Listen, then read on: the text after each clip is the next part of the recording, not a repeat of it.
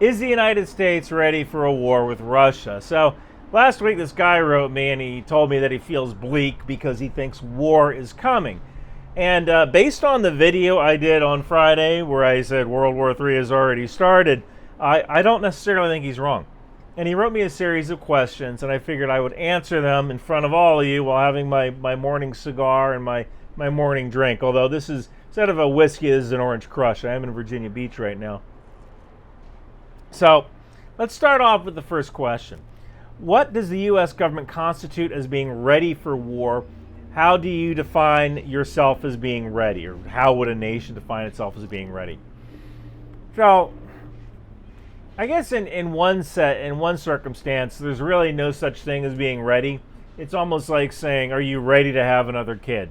There's no ready. You might think you're ready to have that kid, but you're never really going to be ready for the disruption that new child brings into your life, right? But you can be more prepared. And I certainly think that the U.S. military is highly prepared for whatever conflict the world decides to throw at it. I've been embedded with the 101st Airborne, with the 82nd Airborne, some of the most elite soldiers on the planet. And these guys are highly motivated and they are ready to fight. And when I take a look at the logistics capability of the U.S., I often go back to my story about chicken patties. How when I was in Egypt, we had all of these chicken patties that were about to expire, so we cooked them all and ate them all and gave the leftovers to the Egyptians. And the Egyptians couldn't even feed their own people in their own country because their soldiers only got meat when they rotated back to their main base. So from a logistical standpoint, we still have good logistical capability. From a fighting standpoint, our soldiers are highly motivated and they are ready to do what what their leaders tell them to do. So the second question is the U.S. currently ready for a war with China?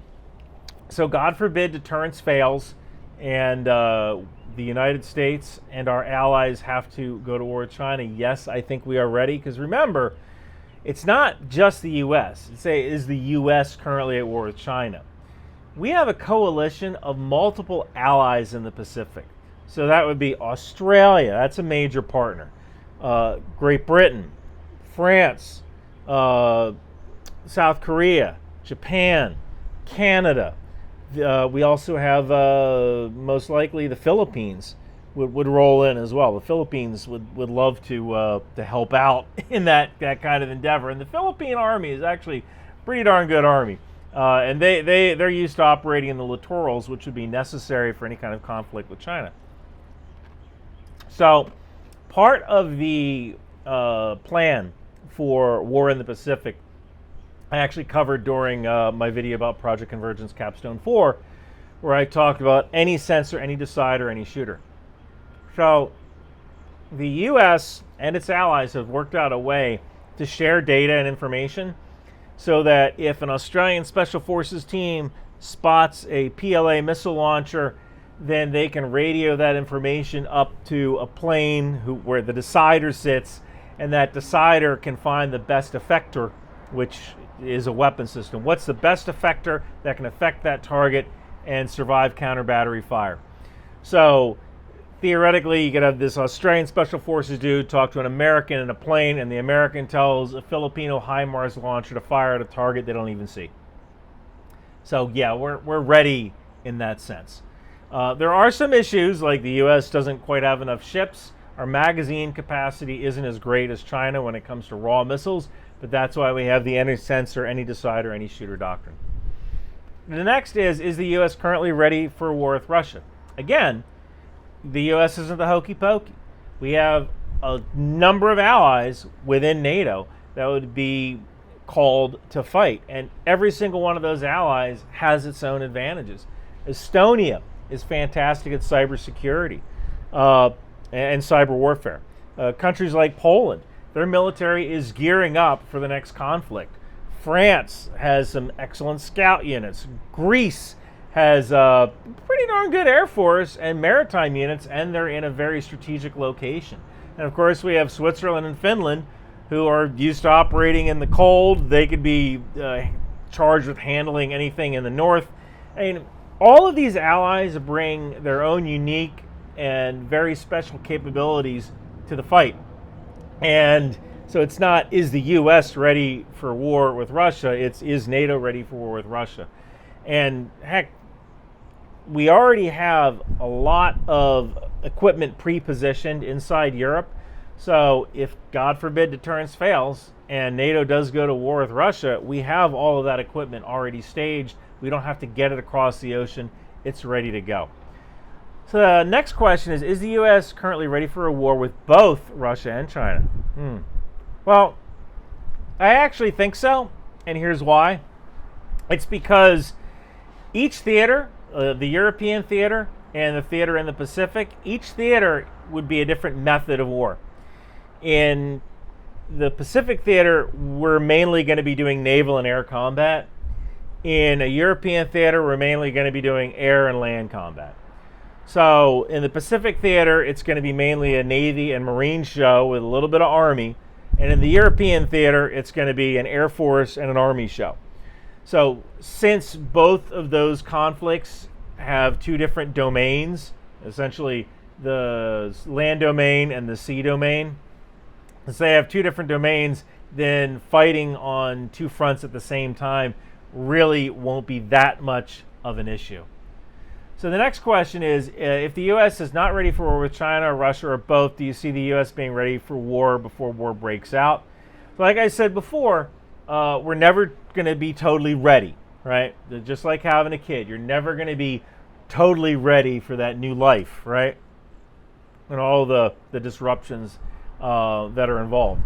I don't necessarily see like a draft happening. I do see like National Guard or reserves being called up to perform different kinds of duties. And the National Guard is really good at deploying, getting ready to go and actually executing those missions. The National Guard is a vital component to America's defense matrix. So yeah, I think we would be ready in that sense, although when it comes to the National Guard, they would need 8 to 12 weeks to get fully trained up to enter the fight. Next question is, how would our war readiness change depending on if either Biden or Trump were reelected this year? I don't really see that changing all that much. Presidents, they don't tend to have that much of an effect on things, and our Constitution is kind of built around that. There's that separation of powers. The presidents can try to influence things, but they don't really have that much power without Congress agreeing to go along with things. So I don't necessarily see the policy changing in any kind of extreme unless somehow Congress is flipped to the same party as the president. The next question is, in the case of the U.S. is not ready for war and war begins, how can the U.S. catch up? I know we went from a completely civilian economy to the arsenal of democracy during World War II. Do we still have that industrial capability? So no, we don't. We outsourced a lot of manufacturing to China, which was a big problem. And so there's just fewer machine tools and factories that can be re-geared towards war production. And I think we saw that during the pandemic, where we couldn't even make our own masks. And I remember going like, why can't we make masks? What the heck? How hard is it to make a mask? Well, it's not that it was hard to make a mask. It's just that masks were 3 cents cheaper making them in China, or whatever the number was, right? So it didn't make any sense to have mask factories in the U.S. because China could do it for X amount of cents cheaper. 20 years ago, if you were the CEO of a manufacturing company and you weren't in China, the board was going to fire you, right? If you weren't doing your manufacturing in China, because why would you miss out on saving all that money? Well, now, if you're the president of a company and you are doing manufacturing in China, you're going, maybe I've been hanging out with the wrong friends, because China is only like one pen stroke away from ruining your entire business, right? They can just say, oh, we're not going to manufacture this thing anymore. We call it illegal. Well, now you're stuck, right? So we do need to bring manufacturing back to America, and that is something that many companies are looking at, because China's a wild card right now. We have no idea what kind of wacky thing they're going to come up with next. And they're just not reliable as a trading partner. So we have taken steps to create more munitions here. We just opened up, we either just opened up or we're on the way to opening up another factory to create artillery munition. We've increased production of various weapon systems, missiles, and so on. So how long would it take to catch up? I mean, it would probably take at least another year or two to get on a good war footing. We probably have enough stuff to fight for 6 months right now. Now that kind of depends on what munitions that we're using. Now, if we're talking about the Pacific, we really only have like 30 days worth of weapon systems in the Pacific, and then we need to start moving stuff around. So we might have a little bit of trouble in the Pacific just because of the tyranny of distance. We're moving weapon systems across a very large ocean, I think 6,000 some mile ocean. So that could be an issue. No matter how far we catch up, we still have that logistics problem of dealing with the Pacific. A little bit easier in Europe, though. But I would say probably about 2 years to really get on a war footing if we're talking about a major war that isn't over in a couple of months. So finally, how does the U.S. government itself combat mis- or disinformation campaigns from foreign or domestic advisors? Do they just ignore it entirely? Honestly, they really don't do anything. And that's a huge issue. Now, part of that issue is that, in the U.S. we have freedom of speech. So if you have some American in the U.S. that supports Russia and they repost Russian propaganda and they talk about how the United States military is woke and we would never be able to win a war with Russia, they're lying, but that's still freedom of speech, right? Even freedom of speech even covers lies. So there's really not a lot you can do about it from the standpoint of punishing people for supporting Russia. That might be different if we changed some laws and considered people who are talking about or supporting Russia to be enemy combatants. It's another thing if they help fund Russia. People who, what was that woman's name? Like Dumbas Devushina or something. There was this one mentally ill woman who was posting in support of Russia and taking money in support of Russia. And if any of that money got over to Russia, she's going to be in a lot of trouble, and people who donated to her are going to be in a lot of trouble. Same thing with the Real Reporter video that I did. I did a response to Real Reporter, who was this guy who talked about some NATO vehicles that were captured in Ukraine, displayed in Moscow, and then Real Reporter did a video about my video, and from that video response that he made, we were able to correlate the bot network that was taking a look at that video and commenting on it, and from that we can even cross-reference that with emails of people who supported Real Reporter through Patreon, and I would not want to be one of those people, because bypassing sanctions is like a criminal offense. But really, the government doesn't really put out propaganda to counter Russian propaganda.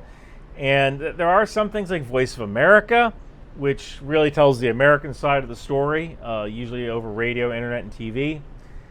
So Voice of America might be one thing, but we don't really have any kind of active defense against Russian propaganda, because there is freedom of speech in that country, in this country, and any kind of government censorship of speech, that's going to make people get out the plate carriers and Hawaiian shirts, right? So you kind of don't want to go toward that. Now, if we're talking about foreign actors who are putting out propaganda, I've actually advocated for ways of disrupting those networks, either through cyber attacks or kinetically, meaning going after some of those propagandists and propagandist companies kinetically, which is its own can of worms. But how they decide to do that is kind of up to them. But I've stood up on podiums and I've explained how we need to start doing this, because if information war is a domain of warfare, that's no different than cyber or air or sea or land warfare, then people that are distributing, foreigners that are distributing disinformation are combatants, and they should be targeted just like combatants. So that's pretty much it. I hope this answers your question. And I wouldn't be too worried about any kind of conflict. As long as we keep funding Ukraine appropriately, Ukraine will fight, and they will attrit Russia, and eventually it will get to the point where Ukraine won't necessarily win, but they will certainly lose less and be in a position of strength rather than weakness when it comes to negotiating for peace. So hopefully we can kind of stick with that plan and give Ukraine the tools they need to finish the job. Thank you guys so much for watching. Oh man, I'm so bored! Christ on crutches with a permanent profile. That's because you have the wrong toys. You need a Ryan Macbeth in action figure from the Knife Hand Company. That's right, Ryan Macbeth in action figures go everywhere. Put them on your desk, your Crocs, your keychain. You can even ask Ryan advice. Ryan, why does Daddy ignore me when I'm over his house for the weekend? Because your new mommy is way hotter than your old mommy. Trading cards. You get a free trading card in every box. Now that's Ryan-rific. So come on down to the Knife Hand Company and get your in-action figure today. Alcoholism, cigarettes, and non-service connected hearing loss sold separately.